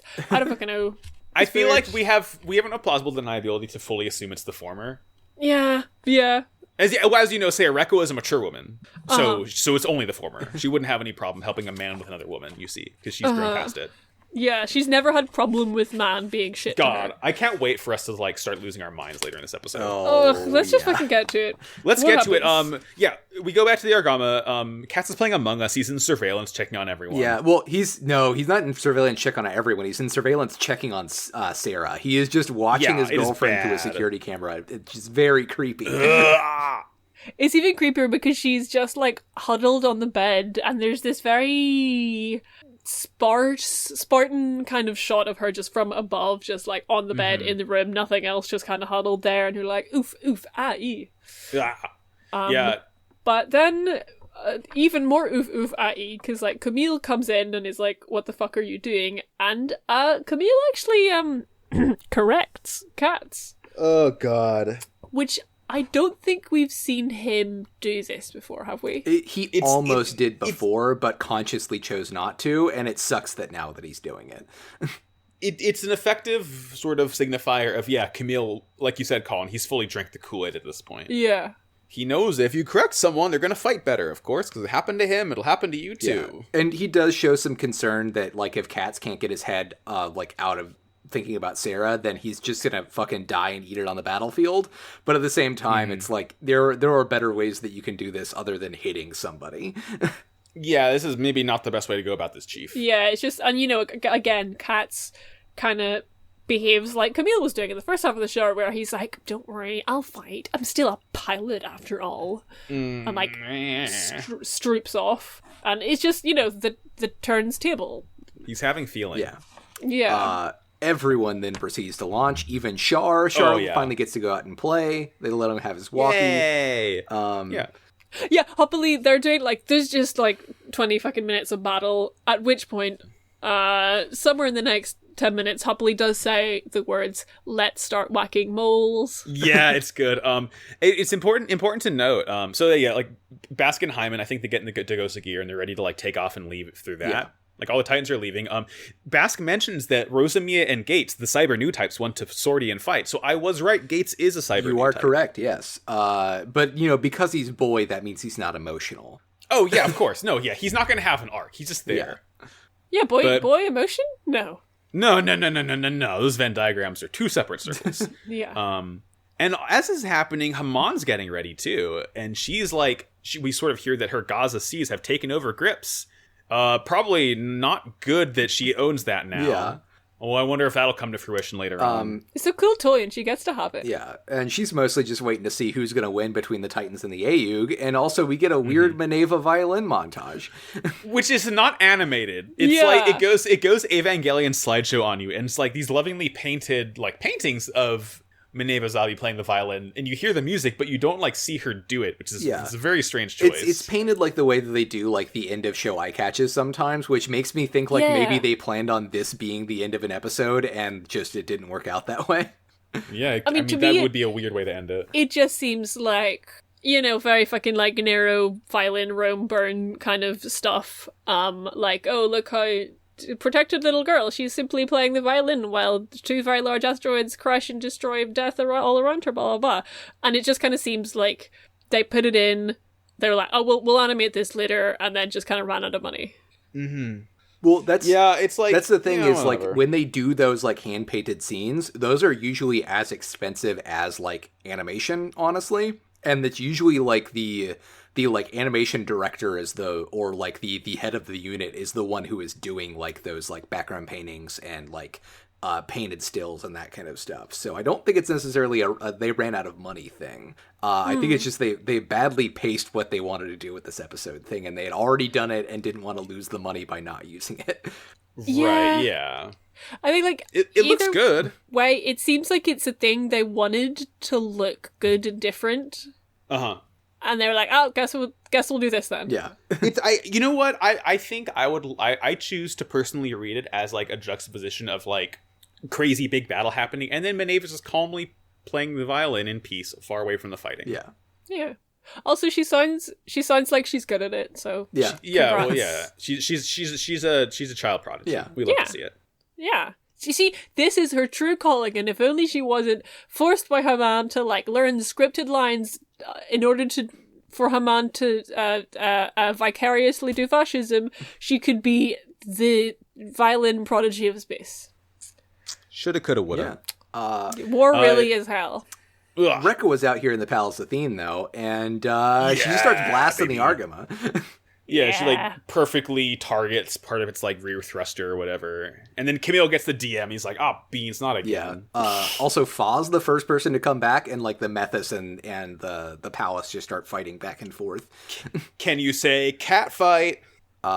Sarah also Don't say escapes No, from... Kat's not here. What are you talking about? Yeah, Katz isn't here. This is clearly a far fight. Yeah. Carry on, Colin. Sarah makes her escape from the ship, and Kat's basically new type senses when she hops into the ball sack or whatever that fucking mobile suit is called, and what it was. escapes from the Argama. Char orders Emma to go after him. And yeah, we get back to the Methus and the Athene fighting, but it seems like it's pretty outclassed by this experimental mobile suit until Camille comes in to support them. Yeah, I would say that kind of Fa and Reccoa's like confrontation, the fact that they're like, oh, Reccoa, oh, Fa, and that they like, this is a confrontation that I can more get behind. That, like, I don't want to see Camille, but I do want to see Fa kind of call Reccoa out on some shit. Yeah. Which she does. Because they end up, like, grappling, and it's a cool scene. Because I was paying attention, because for once I was like, oh, I care about this confrontation. Yeah. And they do, like, a cool thing where, like, they grapple each other and end up, like, falling into, like, a big hole in the gate of Zeta. Yeah. And, like, Recco even shoots 2 Titan mobile suits that were coming in to help her and, like, kill Fa, so, like, that's cool. Yeah, it's like... It's still interesting enough, like, the struggle Recco is feeling between, like, what side to be a part of. And yeah, they're flying in, and, like, Recco pins Fa's robot against a wall. And then, oh god, here it comes, baby. They walk out of their mobile suits. Let's get some ideology up in this podcast. Let's have... Remember when we used to have fun on the show? Not anymore. Not anymore. Let's get angry. Reccoa says that she doesn't have any ideology. She's looking for something to restore the affections that she's lost to war. Like, she's saying the exact same shit that she's been saying the whole time to Camille. But she's saying it to a woman this time, which makes it different. Yeah. And, you know, like... She feels content and stable as a woman. Yeah. She also comments that, you know, like, the, you know, Fod makes some comments about Camille, and Reccoa says Camille is a man after all. And, you know, Fa's like, that has nothing to do with it. Justice for Fa. Fa gets it. Justice for Fa! Justice by Fa to Reccoa.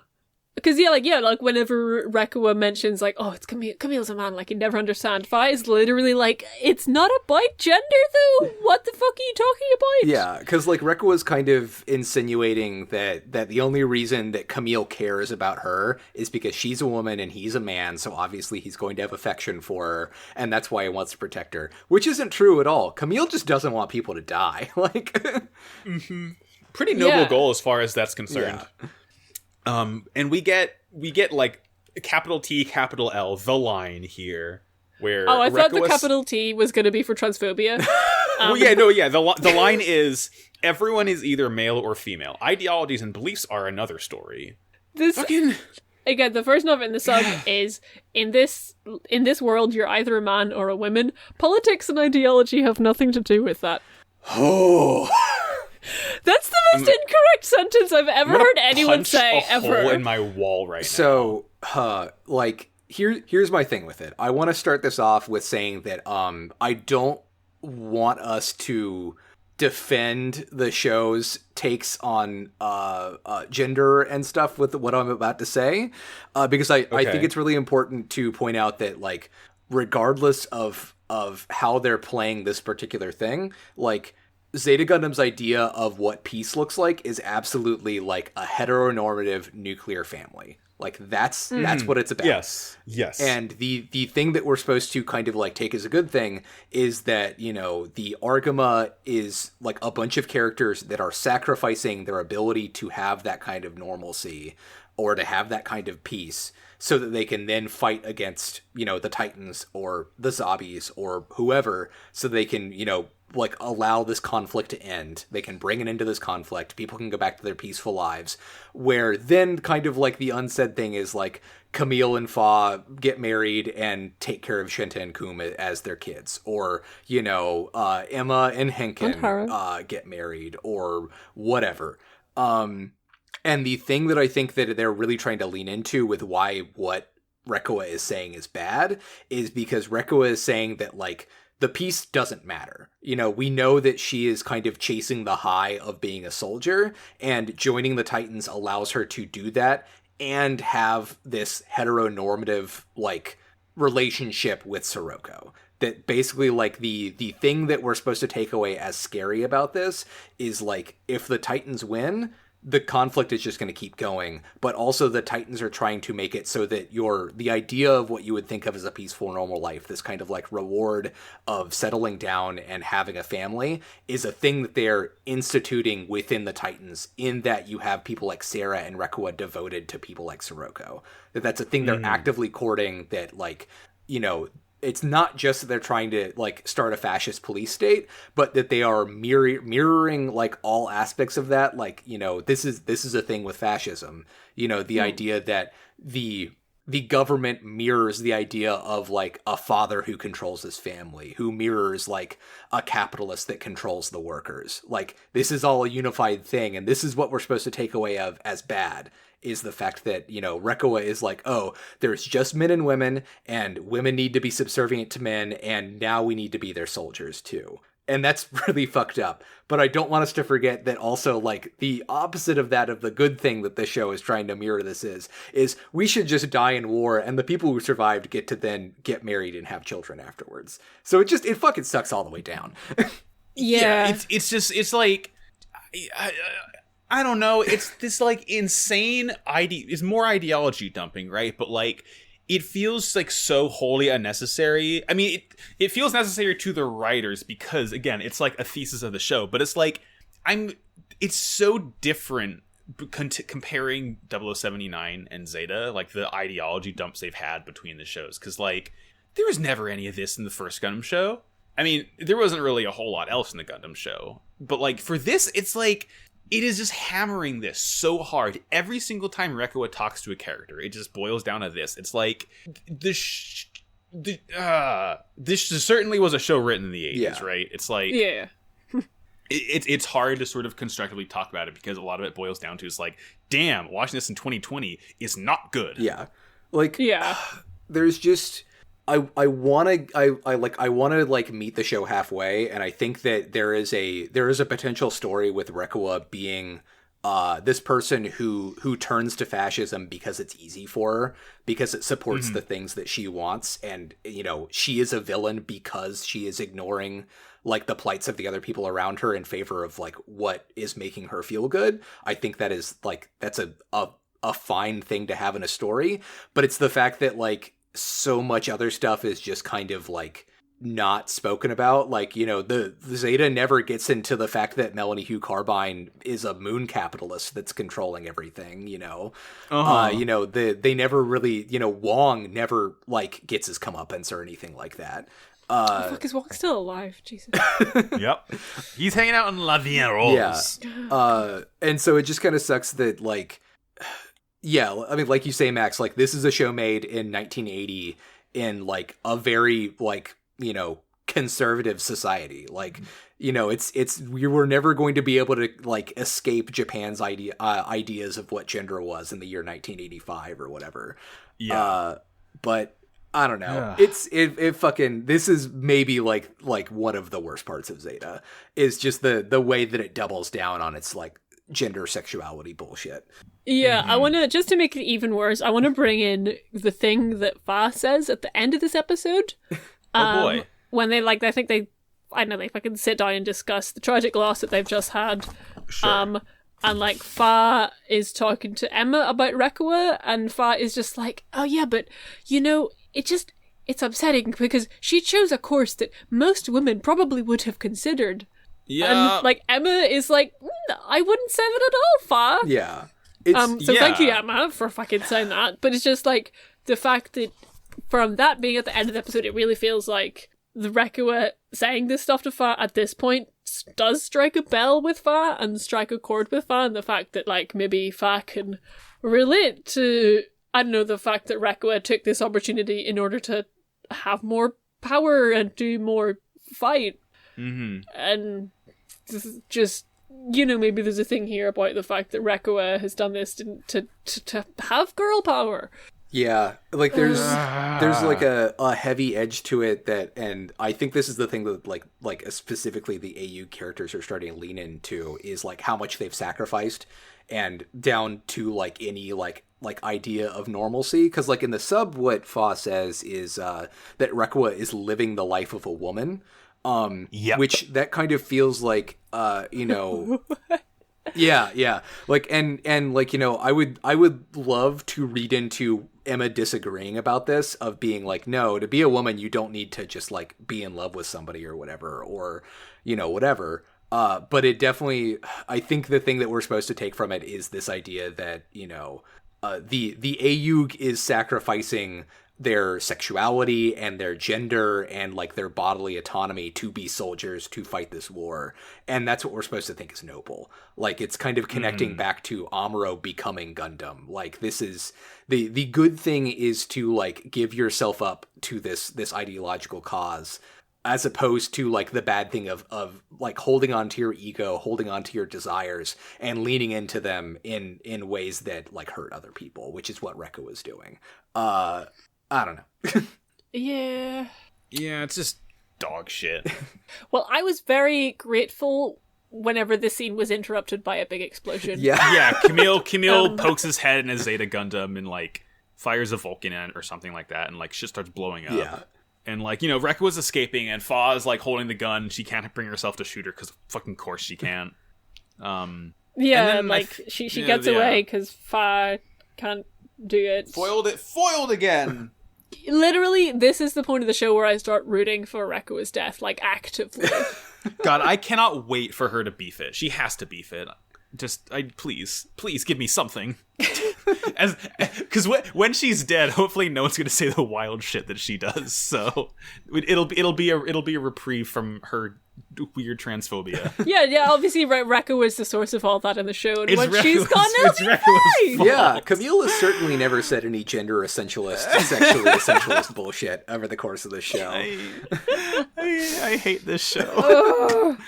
So, Sarah and Katz, it's their turn to fight now. Oh yeah, and, this like, is the other fucking wildest shit I've ever heard, but slightly less than the other thing. Yeah, compared to the previous scene, this is completely normal and innocuous. Yeah. Like, Sarah wants to return to Sirocco. She can't love Katz, and like, I forget exactly what she sort of says, because like, you know, Katz is trying to get her to go, and she's like, okay, like, shoot me. You know, you're so better do it. Better kill me in one shot. Yeah, you're so all up in your convictions. You don't want me to go to Sirocco so bad. Kill me, then I won't be able to go to it. Like, better make it count. Yeah, and he's like, he can't because he cares about her, and like, he basically like tells her that he loves her, and she says it's unmanly to actually express it in words. Why can't? That's why I can't love you in my heart. Which, God, is a fucked up thing to say. In the dub, the translation of this is Katz. This is not exactly, but Katz says something along lines of Sarah, like, I just want to talk to you. Like, I really don't want to kill you here. And Katz is like, what? Even if like you think things like that, a real man would never say such a thing. And that's the reason I could never truly love you. Which is like, that's far less wild than what the fucking sub says. But it's just, because at first I like missed part of the thing that Sarah says, where she's like, a real man would never express that. I thought that what she'd meant is like, oh, a real man would never not want to kill me. And I'm like, what? You can't love him because he wouldn't kill you for real? Which I sort of went back and was like, oh right, this is about some toxic masculinity bullshit that Sarah's apparently into. Yeah. Well, it's also like, you know, this is the reason like that Char is cool, is that he like, you know, push to come to shove, he'll probably like if he was put in this exact same situation with Reccoa, he would kill Reccoa. Like, I don't think we have any question about that. And like, you know, like Quattro is supposed to be like this icon of masculinity for the show, and like, I don't think the show is saying that that's good. I think the show is saying that that's bad. But also, like, we're really close to the end. They really got to set some villains up, and they really got to make us hate Sarah right now for some reason. Yeah, and I mean, like, it does also feel like the show is being like, oh, this is what girls are into. Girls like men that are emotionless, and they don't like nice guys that are really open up. Well, we're very quickly running out of characters who wouldn't shoot someone for saying some bullshit. We really are. Like, the next time or two it happens, someone's gotta die. Yeah. Oh, like, man. Over the course of this conflict, just everyone's feelings have been steadily wearing thinner and thinner, including mine, because I'm currently rooting for Reccoa's death. We're all the grandma with a gun meme right now. I mean, God. I mean, if we compare it back to like the end of Mobile Suit Gundam, kind of like the thing that hinged on the kind of like climax of that show was like the concept of open communication, of making yourself vulnerable, of telling people why you feel things. And like I feel like this is like helping point to that, to be like, yeah, being a new type isn't about having psychic powers or having your consciousness expanded. It's about being able to tell people like how you feel and being able to clearly communicate, and kind of showing that, there are people who can do that in this show. Like Katz can tell people how he feels. Camille has kind of like learned how to open himself up to other people. And then the old types are people like Sarah, who think that no, you need to wall yourself off because that's what's manly and powerful and what's gonna like change the world or whatever. And I guess that's the fight we're about to see play out, is who can like openly communicate and who can't, or something. Yeah. God.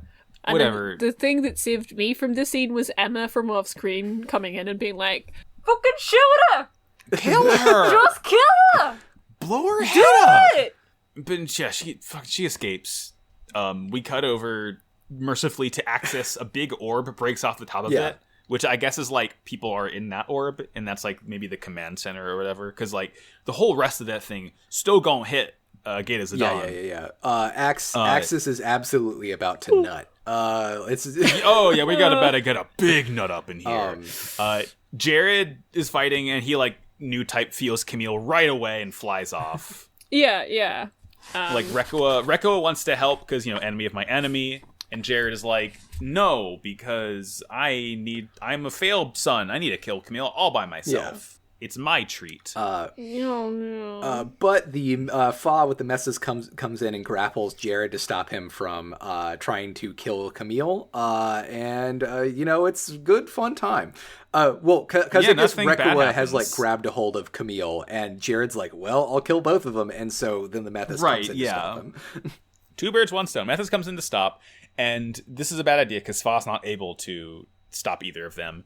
And boy, Appley is here, and he's like, "Oh no, you're gonna get shot by like I think some Barzams are showing up here, or maybe it's Jared." So the point is, someone shoots, and Appley has to dive in and save the day, and Appley dies. Yeah, and this triggers Camille to go into sicko mode. Yeah. The boy ain't right. Get him to therapy right away, please. He just starts like chanting like murderer, murderer, murderer, murderer, like some fucking like Macbeth type shit, while there's like increasingly weirder angled close-ups of like just his body, no robot. So that's how you know shit's really going down. And like he McFucking loses it, basically. I don't know how, because I think Jared escapes. Jared ends up escaping. It's like they keep like Jared keeps doing the smart thing of like doing feint runaways and then coming back and attacking more. So like usually like a Camille Jared fight sequence will end with Jared like running off to like get a better position, and then we'll cut back to them fighting again later. Yeah. But I think he just like ends up escaping for real. Yeah, he like comments referring to Camille, like he says like, "Oh, where did he get this power?" Yeah, the power of McFucking losing it. It's like Goku going Super Saiyan after Frieza kills Krillin. Yeah. It's just triggered by anger. Bright does order everybody to retreat because it's 3 minutes until Axis time. 3 minutes till Axis. Thank you, Max. And then the asteroids collide, and like fucking Axis just rips straight through the Gate of Dawn. Like just splits it fucking half. Big nut up in here. This is the point at which I realized that Axis was a big space rock. No earlier. No earlier. I don't know, I just really hadn't been paying attention. Yeah. Because again, like the reason I watch the dub is because I'm not good with my eyes. I just listen to know what happens. Yeah. And yeah. Turns out it was rocks a rock. collide. The rocks collide. There's debris just everywhere, an insane amount. It's like smashing all these surrounding ships. Like I think like as it's happening, like Aeg's trying to capture like Titan transports. I guess they're trying to see if they can get Baskin and Hyman, because like Emma's flying up, like pointing at ships, like better stop it. Yeah. Fucking Bass doesn't give a shit though. He's like, let AU like capture these ships. They're gonna get destroyed in the shockwave. Let's just get out of here. Yeah, and like, cause he's like, him and Hyman. Yeah, Hyman's like in a ship, and he's just like watching the other ships kind of get destroyed by debris, and he's like, they couldn't even dodge some debris. Ugh, they deserve to die, or some shit. Yeah. Yeah. Jared and Camille do continue to fight though, amongst the space rocks until Char shows up and kind of like chases Jared off, finally, and they both go back to safety. And this is the first time we saw Char since he launched, and I'm just, every time Char's not on screen, I should be asking, what the fuck is Char doing? Yeah. Me personally is asking that. Yeah. And here he is, and he saves the day. He gets Camille to stop it, and like, and then we cut over, and we have that scene again that we talked about that I don't want to touch anymore of, you know, Fa saying some wild shit and Emma saying, "You're wrong, idiot." Yeah, and just like surrounding that is everyone being really sad about Opoly. Yeah. Yeah, I mean, yeah, someone who I actually care if they were shot and killed. Yeah. Apley's last words were justice for Fa, though, thankfully. Yeah, he said hashtag justice for Fa. Yeah. And like the last sort of bit we get is Melanie Hugh Carbine himself goes to meet Haman with Char to negotiate. Well, the important thing about the last bit is the fact that some really sick guitar music plays over it while we get the narration of what's happening. Yeah, it's like, you know, nothing but like a nice soulful ballad guitar solo to sort of take you out of a cool transphobia episode. Yeah. Just play us out. Just play us out. Yeah, that's the show. Whatever. Last episode. I'm tired and mad. Listen, we've only got 5 left, and the ending of Zeta is certainly a fucking roller coaster, let me tell you. Alright. I'm smiling serenely. I'm sure no one will come to a tragic end next episode. Yeah, if you watched the end of episode previews, which I know a lot of people don't because they tend to completely spoil things out of nowhere with zero context. Yeah, I try not to unless I'm told I should otherwise. Usually I think that, you know, I like to watch the third one just so that I have a little teaser, a little taste going until we do our next recording. But wow, they just straight up, they're like, oh, yep, this thing happens next time. Bye. Well, Colin, I'm really tired and just exhausted from this episode. Do you think you could pour me a drink that'll help soothe my nerves? Oh yeah, you know, a nice little cocktail to brighten you up, just liven you up a little bit. So please, I wanted to do a Haman Karn themed drink tonight, because I'm with her. You know, classy lady that she is, she wants to get things done, but she's not down. She's down to party. You know, she's down for a drink or two. I feel like she wants to relax and unwind with a nightcap every once in a while. So the kind of like base drink idea I started with is a drink called a French 75. Which was popularized around the First World War. In Paris. It was named so for a common French artillery gun, which is the French 75mm cannon, because this drink was said to hit you as if you got struck by one. A French 75 is a really, really, really great classic cocktail. I highly recommend ordering one if you ever go out to a cocktail bar. They're a little annoying to make unless you just want to commit to making a lot of them because it's made with champagne or a sparkling wine. And it's basically, it's gin, lemon juice, simple syrup, and champagne. And it's just and how many have you made so far? I've had 2. I've made 3 today. I drank 2 of them. Just getting the recipe down because I wanted to play around with a different couple of things.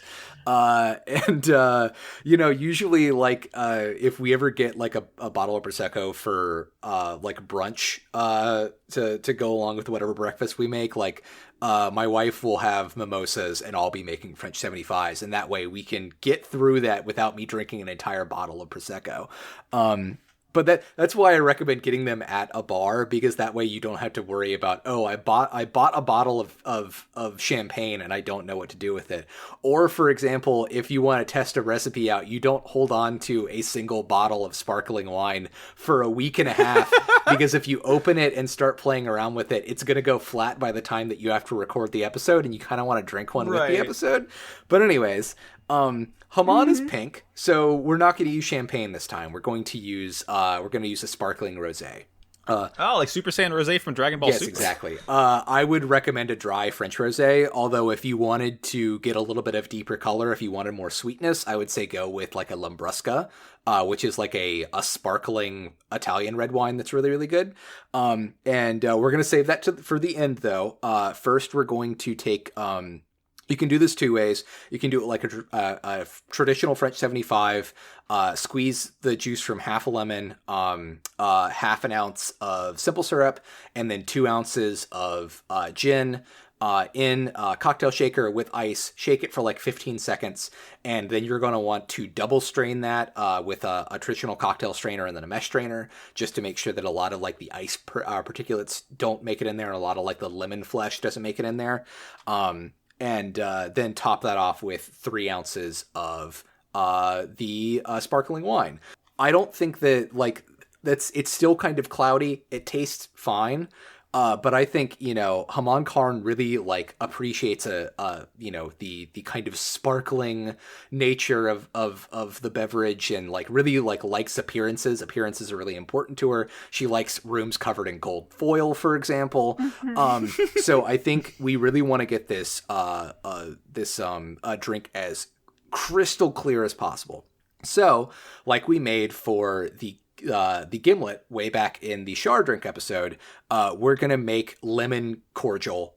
You can basically use the same recipe that I used there, but just use lemon juice and lemon zest instead of lime juice and lime zest. So I've had that on deck for a while, so that's gonna be a lot clearer. And the lemon is gonna go a lot better with this than the lime will, so we're still gonna use lemon. So we'll do 3/4 of an ounce of that, and then 2 ounces of vodka. Normally, I really don't like vodka in mixed drinks. I think that if you're gonna use liquor in a mixed drink, you need to like lean into the kind of flavor profiles of that liquor. And like the shitty thing about vodka is good vodka doesn't taste like anything. So you're basically just adding alcohol for the sake of having alcohol. That's how I drink. But this is one of the few situations where I think I don't want like the flavor of gin or like some other like or a light rum or anything to like hide like the flavor of the lemon cordial and the red wine. I really want that to shine. I really want that to be the thing that's forward and comes through. And so having the extra alcohol from the vodka will help kind of like give it more of a nose without hiding those flavors. So we're going to do that just to get the right kind of like mouthfeel and like, ABV and everything. So we'll shake that over ice, like just like before, for like 15 seconds, double strain it into a glass, and then top it off with 3 ounces of a dry French rosé. And it just makes this really, really like nicely tart, really effervescent. You get a lot of that kind of lemon and the kind of like stone fruit qualities of like a dry French rosé, and it's just super nice. It's a nice kind of like cocktail hour drink.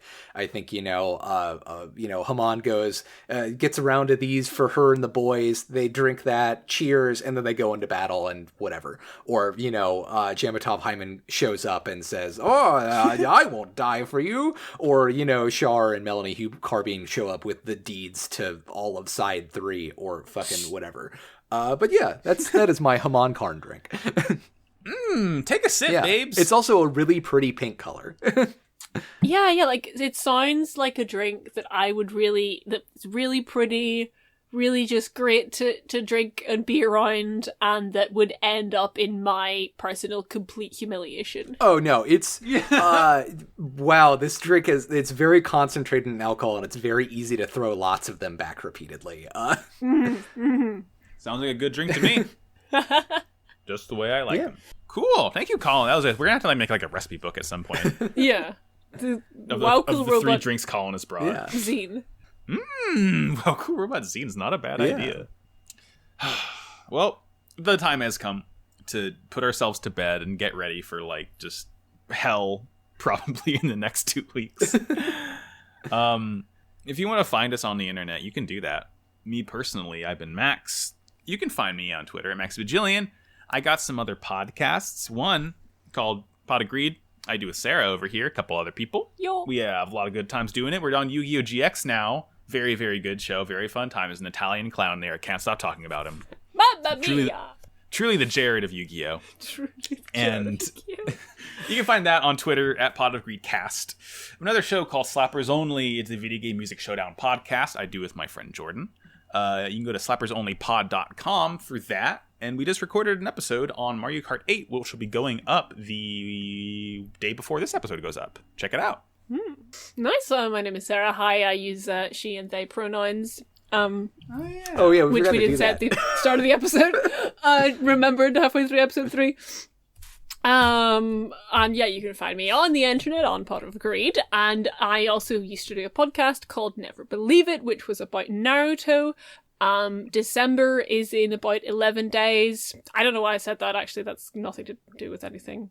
Oh, it's the holiday season is coming up. Yeah, I'm just really looking forward to December. And you can find my website at sarahmcclintock.com, sarahmcclintock.com, and you can go there and you can purchase knitwear products for you and your loved ones this holiday season. I actually have no idea if I spelt my own name right. I kind of got lost in the sauce there. People know. People Hopefully would it'll know. be linked in the description. Yeah, I'll link it. And hi, my name is Colin. My pronouns are they and them, and I do one other podcast called MetaWatch, where we are watching the children's show MetaWatch, Metabots. It's a great time. Come hang out with me and my co-host Mitch as we talk about beetle robots. And yeah, it's, we're having fun with it. It's certainly not the intellectual brain food that Zeta Gundam is, but also there's no transphobia in it, so love that. It's probably better. You can also find me on social media at Padgetish. That is at PADGETTISH. And where can we find your upcoming zine of recipes? I don't know. I'm not organizing it. Howl into the night. Yeah. It'll appear. Follow my Twitter. I'll probably post recipes now and then, especially if people ask me Hell for them. yeah. Well, if you want to find this show that's run by Colin and Sarah and me, who uses he, him pronouns, you can go to twitter.com/wowcoolpodcast. We have a Discord. It's linked there. Thank you to Noisespace.xyz is a podcast network. You can go to that website to find this and many, many other shows, including, hey, Slappers Only's on there now. Upcoming Kyle XY. A lot of shows were just added, so... Sorry, you mean Kyle XY? Kyle XY? Kyle XY? Good podcasts, good eating. Love to see it. As my co-host Mitch pointed out to me, people talk a lot about how Kyle XY doesn't have a belly button, but we don't talk enough about the fact that he has a hatch on his back with a rare metal in it. So I'm really excited for people to really discover this mystical show that is Kyle XY. God, I can't wait. It's going to be so bad.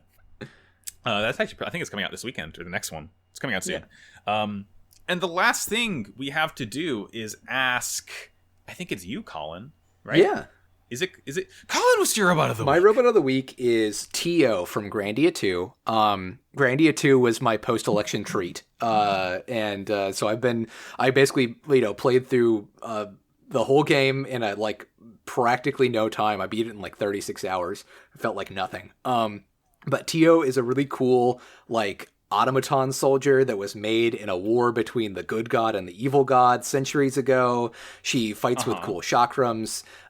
She's got a really cool kind of stat setup, and it introduces a couple of mechanics into that RPG when she shows up that she's a cool dodge based character. You can set her up to do cool evasion stuff and set her up to do counters when she evades, and is a cool little it's fun when RPGs introduce new characters that actually fundamentally make you rethink how the game works. I love it when they do that. And I like her hair. She's got crazy hair, and a cool she's got blue skin and a cool dress and stuff, and she's got weird little opposable green butt wings. Don't we all? Her dad's a lion. It's great.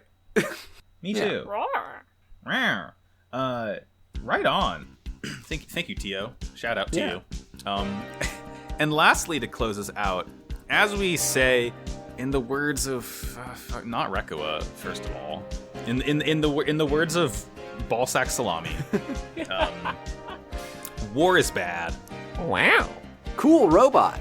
Thank you. Good night, everyone.